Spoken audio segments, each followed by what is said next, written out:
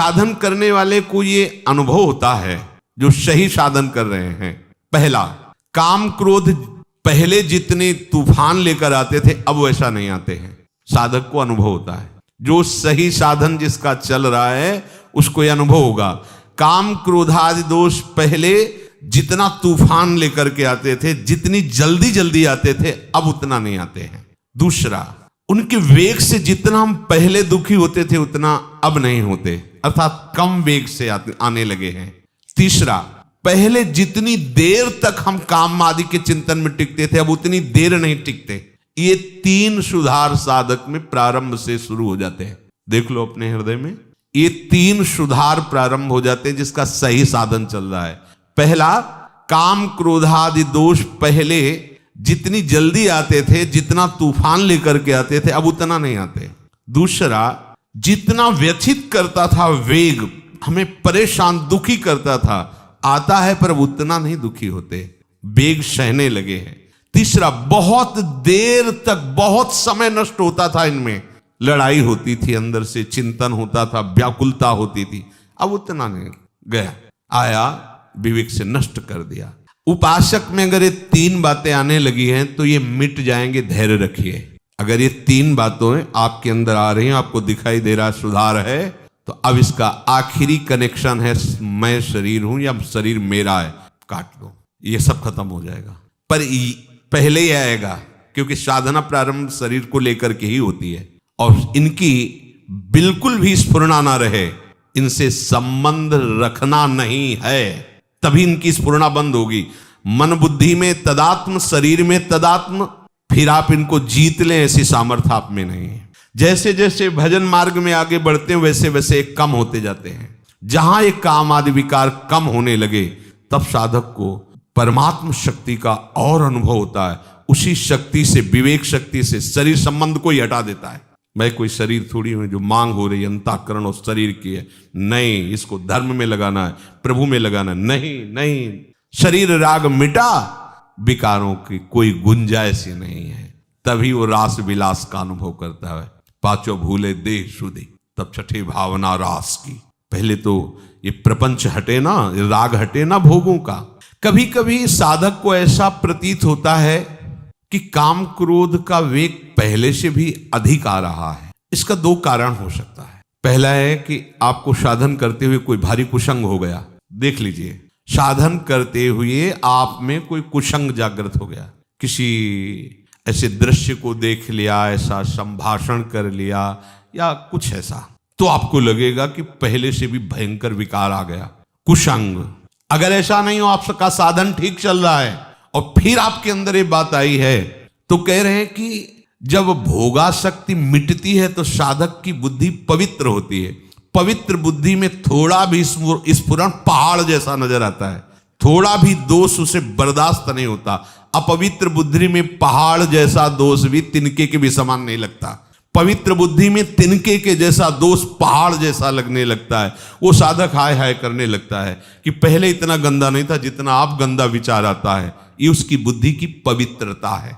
2 बात ध्यान रखना है। पहले तो तुरंत हमें देखना है अपनी दिनचर्या में कि कोई दृश्य का कुसंग, शब्दों का कुसंग, व्यक्ति का कुसंग, भोजन का कुसंग तो नहीं हो गया जो हमारे अंदर इतनी विकार की वृत्ति आ गई। अगर आप निर्णय कर लिए कि नहीं ऐसा नहीं है, तो फिर आप निश्चिंत हो जाओ, ये आपकी बुद्धि की पवित्रता है जो आपके थोड़े से भी दोष को पहाड़ जैसा दर्शन करा रही है।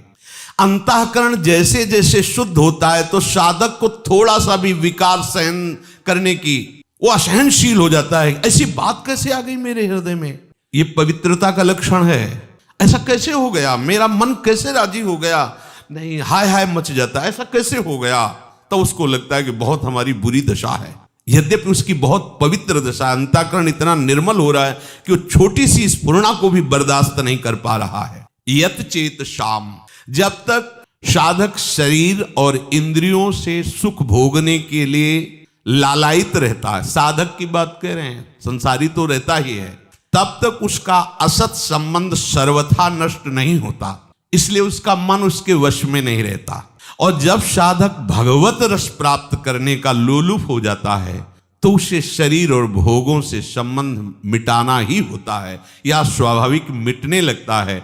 तब उसका मन निर्मल हो जाता है। मन में फिर काम क्रोध की स्फुरणा ही नहीं होती, मन स्वतः वश में हो जाता है। इसलिए भगवान कहते यत चेत शाम अभी तो ब्रह्म निर्वाणम वर्तते विदितात्म नाम। उस साधक को भगवान विदितात्म नाम कहते हैं। जो जानना चाहिए वो जान जाता है, जिसके जानने के बाद कुछ भी जानना बाकी नहीं रहता। जो प्रभु को जान जाता है वो सब कुछ जान जाता है, क्योंकि प्रभु ही सब कुछ बने हुए हैं। प्रभु को जान गया तो सब कुछ जान गया। उसे और कुछ जाना कि ये जानना है वो जानना, अब बाकी नहीं रहेगा। प्रभु को प्राप्त कर लिया तो कुछ प्राप्त करना बाकी नहीं रहता। शरीर के रहते हुए वो ब्रह्म स्वरूप भगवत स्वरूप हो जाता है।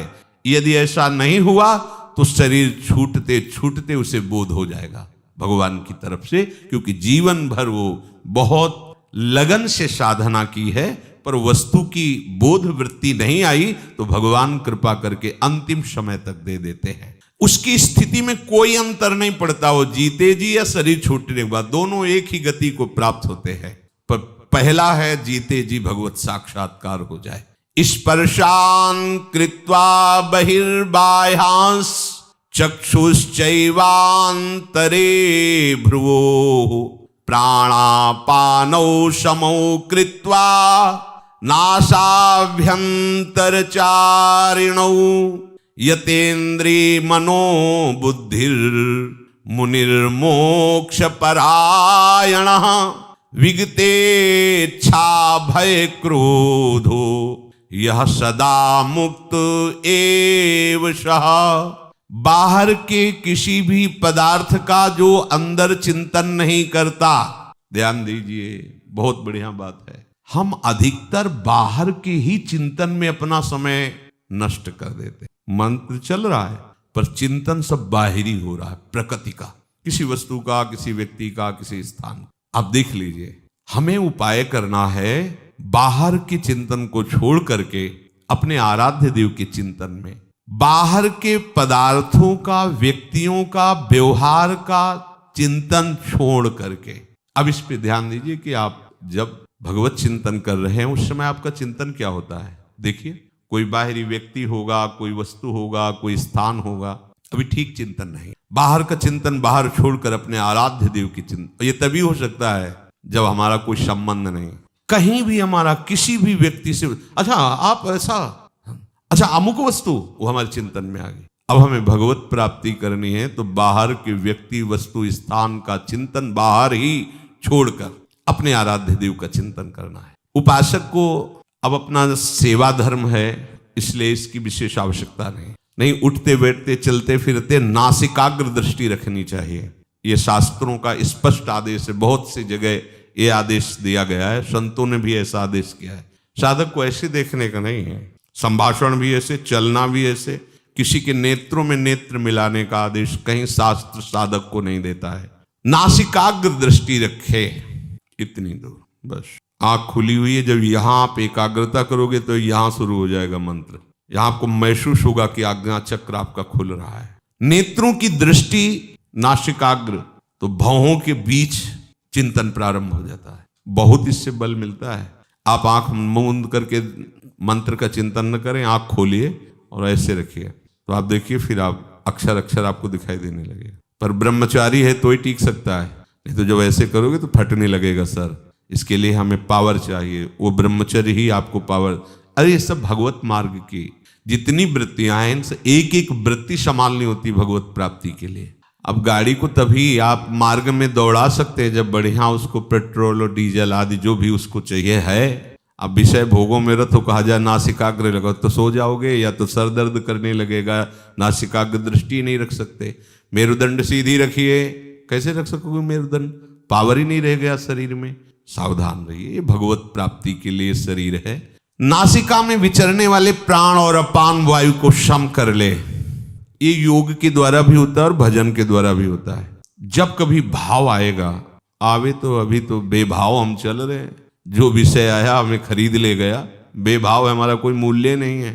छोटी छोटी बातें हमें खरीद लेती हैं, छोटे छोटे विषय हमें गिरा देते हैं, अभी भाव ही नहीं है। जब भाव आएगा तब आप देखना, केवल आराध्य देव रहेंगे और दूसरा उसको देख ले, उसकी श्वास, उसके शरीर की स्थिति, जब गाढ़ भाव आएगा तो सीधा ऐसे प्राण अपान अपने आप सम होने लगेंगे। भजन में बहुत बड़ा बल, उसे फुस फुस करने की जरूरत नहीं प्राणों का सम करने के लिए। सम स्वरूप प्रभु हैं, जो भी उनका चिंतन होगा तो आपका सब कुछ ठीक हो जाएगा। एक भजन से ही कुंडलनी जागृत हो जाती है, भजन से ही प्राण अपान व्यान समान उदान पांचों प्राण पवित्र हो जाते हैं। भजन से ही सब जितनी सिद्धियां प्राप्त, जो चाहे वो सब भजन से प्राप्त हो सकता है। खूब नाम जप करे, खूब प्रभु के लीला गायन करे, इससे अपने आप सब सम आ जाएगा। विचार सम हो जाएंगे, बुद्धि सम हो जाएगी, प्राण सम हो जाएंगे, विषम संसार को जीत कर समता में स्थित हो जाओगे। भजन नहीं है ना तो ये घंटा आध घंटा प्रयास करो, इसके बाद भोगों का चिंतन होगा और भोगों कुछ लाभ नहीं मिलने वाला। इसलिए कह रहे हैं जोग कुजोग ज्ञान अज्ञानु जहां नहीं राम प्रेम प्रधानु। स्पर्शान कृत्वा बहिर्बाह्यान, अपने आराध्य देव के सिवा और कुछ चिंतन न हो, ऐसा उपाय करो। बाहर के चिंतन को बाहर ही छोड़कर अपने लिए तो बहुत बढ़िया उपासना पद्धति मिल गई। कोई भी पदार्थ जो हमें बहुत प्रिय लग रहा है, देखा तत्काल श्री जी के लिए तुरंत उसे प्रभु से जोड़ दो, बच गए। अगर आपके चिंतन में भी कोई वस्तु आ रही है और आपकी सेवा सामग्री नहीं है, आपका कोई संबंध नहीं, तुरंत उसमें भगवत भाव लाओ। इस वस्तु के पहले प्रभु थे, इस वस्तु के बाद भी प्रभु रहेंगे, तो बीच में प्रभु ही है। जय हो प्रभु, आपका भजन बन गया। अपने को ज्यादा ये झगड़ा नहीं करना है कि नहीं इस वस्तु का चिंतन ही नहीं होना चाहिए। अगर हो रहा है तो तत्काल उसको सहज भाव में लाओ। कोई भी वस्तु, कोई भी व्यक्ति इस स्वरूप में आने के पहले भगवत स्वरूप ही था, इस स्वरूप के मिटने के बाद भी भगवत स्वरूप रहेगा, तो बीच में वो भगवत स्वरूप ही है, हम देख नहीं पा रहे हैं। ऐसा जहां चिंतन किया तो उसका चिंतन भी भजन बन जाएगा, वो आपको भगवत विमुख नहीं करेगा। प्रभु के सिवा सब पदार्थों को बाह्य ही छोड़ दे, अर्थात अपने आराध्य देव के सिवा और कोई चिंतन न हो। कैसी गाढ़ स्थिति गोपी जनों की है। विक्रेतु कामा खिल गोप कन्या मुरारी पादार्पित चित्तवृत्ति दध्याधिकम मोह वशाद वोचद गोविंद दामोदर माधवेति। जा रही दही बेचने, चित्त में समाये हुए हैं ललित त्रिभंगी श्याम सुंदर, तो कह रही कोई गोविंद ले ले, कोई दामोदर ले ले, कोई माधव ले ले। तो सब जो सुनने वाले हंस रहे, तो उनको लगता है हंस क्यों रहे, उनके यही है कि हम बेच रही दही, लेकिन ध्यान में श्याम सुंदर उरसी बनमाल। तो वो यही कह रहे, कोई दही ले ले की जगह बोलते कोई गोविंद ले ले, कोई दामोदर ले ले, कोई माधव ले। ऐसा क्यों बोल रहे हैं? बोले मुरारी पादार्पित चित्त वृत्ति, एक एक वृत्ति भगवदाकार है। इसलिए उपासक को बाह्य पदार्थों के चिंतन से हटना चाहिए। माला चल रहा है, वो कल शाम को जो बना था ना, उसमें ऐसा चिंतन हो रहा, अच्छा कल क्या बनेगा, अमुक अमुक चीज, अगर उसमें हरी चटनी धनिया वाली ज्यादा अच्छी, वैसा। और माला चल रहा है सच्चिदानंद प्रभु का, और चिंतन हो रहा है चटनी समोसा और पदार्थ और वाह, वो व्यक्ति बहुत दुष्ट है। अगर वो यहां ना रहे तो सब बढ़िया मामला बन जाए। ऐसा है, आप देखना ये मनीराम की एक अलग ही भजन शैली चलती है, देख लो, इसका एक अलग व्यवहार चलता रहता है। जब आप सावधान हो जाएंगे सो आ जाएगा।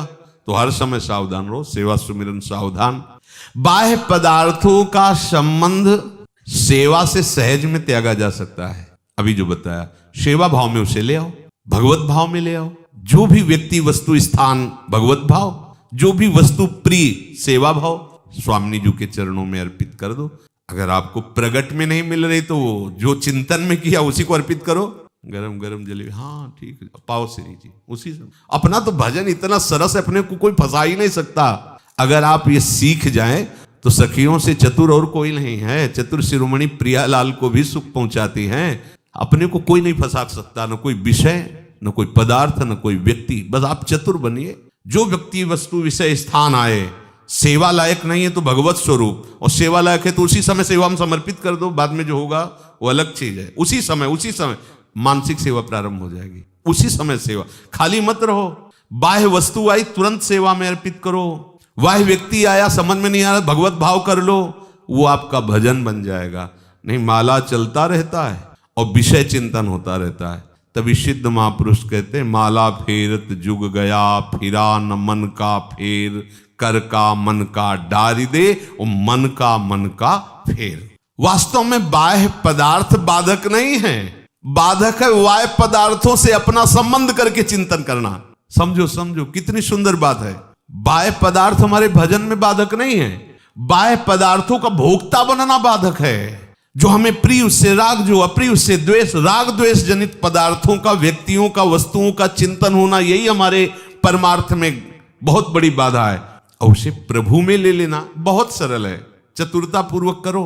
अगर माया चतुर है तो उससे अनंत गुना चतुर मायापति है, तभी तो उसके अधीन है। और हमें मायापति को अधीन करने की बात मिल गई। उनका नाम, उनका मंत्र, उनकी लीला, उनका गुण, उनका रूप, इससे अधीन हो जाते हैं प्रभु। इस माने हुए अपने संबंध का त्याग कर दीजिए। तो स्पर्शान कृत्वा बहिर्बाह्यान, मुझे ये बहुत पसंद है, नहीं मेरी प्रियाजू को पसंद है, ये तो बहुत सुगंधित, हाँ प्रियाजू के लिए अच्छा रहेगा, आना चाहिए हर बात में। आप क्या गा लेते हैं, हाँ प्रियाजू की कृपा है, ऐसा वो गवा रहे हैं। आप क्या बजा लेते हैं, प्रियाजू की कृपा है, वो बजा रहे हैं, बजवा रहे हैं उन्हीं के कहीं आप ना हो ये, अभी सब सुधर जाए। पर जब कोई गड़बड़ी की बात हुई तो बोले प्रभु की ऐसी इच्छा थी। और जब प्रशंसा की बात हुई तो पता है 5 साल से हम अभ्यास कर रहे हैं तबले का, तब जाके धुनी निकाल पाए हैं। और गलती का अभ्यास अनंत जन्मों से कर रहे तो प्रियाजू करवा रहे हैं। ये चतुरता ठीक नहीं है। आप अगर ऐसे चतुर बनो जो हर वृत्ति को भजन बना लो, तो अभी आनंद की अनुभूति और सच्ची मानो। चाहे जितना बड़ा कोई किसी भी विषय में प्रवीण हो, वो प्रभु की ही कृपा से हुआ है। और अगर चूक कर दे, प्रभु के सिवा अपने अहंकार में आ जाए, वो सब मिथ्या हो जाता है, सब व्यर्थ हो जाता है, किसी काम का नहीं रहता। और प्रभु अगर हमारी इतने से प्रसन्न हो गए तो हमें वो प्राप्त हो गया जो प्राप्त होना चाहिए। प्रभु को कृपा करे तो इतने में ही लगन लग जाए, ताली बजाते हुए राधा राधा, आंसू आने लगे, सामने प्रियाजू के दर्शन होने लगे, रोम रोम पुलकित हो गया, बात बन गई। नहीं बहुत संगीत है, मन रजोगुणी हो गया, विषयों का चिंतन करने लगा, अल्लू गया सब। वो संगीत किस काम का आया जो हमें नरकगामी बना दे? वो राग ध्वनि किस काम की आई जो हमें संसार में आसक्त कर दे? वो भोग किस काम का जो हमें प्रिया प्रीतम का विस्मरण करा दे?